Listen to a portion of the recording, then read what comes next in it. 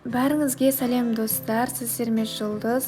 Бүгін мен өте дәмді болып шығатын корындықтың рецептімен бөлісетін боламын. Видеоны соңына дейін қараңыздар.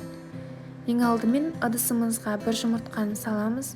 Үстіне бір шай қасық тұз, бір шай қасық шекерімізді салып араластырамыз.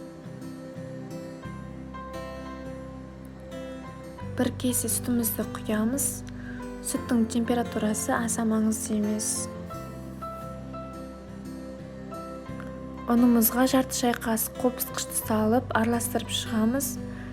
Қасықпен жайлап отырып, ұнымызды салып араластырамыз. Қамырымыз не қою, не сұйық болып қалмауы қажет.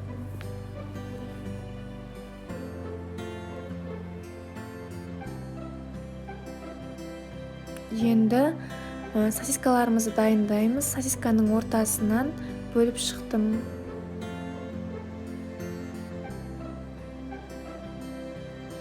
Сосын таяқшаға тығып шығамыз.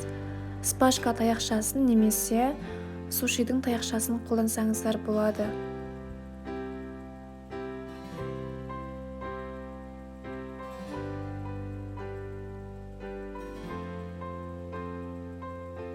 Өзімізге ыңғайлы болу үшін қамырымызды бокалға құйып аламыз.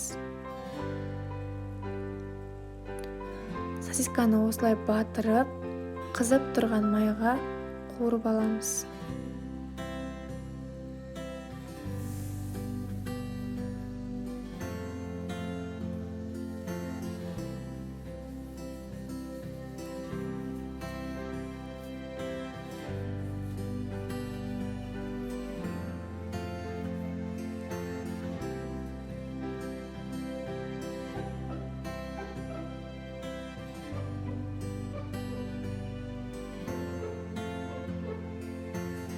Барлығын осылай пісіріп алдым. Өте дәмді әрі тойымды тағам. Сіздерге де дәл осы рецептпен жасауға кеңес беремін. Менің каналыма тіркеліп, лайк басып қойуды ұмытпаңыздар.